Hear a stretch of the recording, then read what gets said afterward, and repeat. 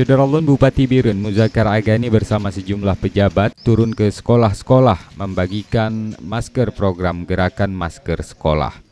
Rombongan membagikan dan memasang masker secara simbolis di SMP N2 Birun, SMA N2 Birun, dan MAN 2 Birun. Gemas yang diprogramkan pemerintah Aceh menjadi bagian dari langkah pencegahan COVID-19 sekaligus mendukung dimulainya sekolah normal mulai awal tahun depan.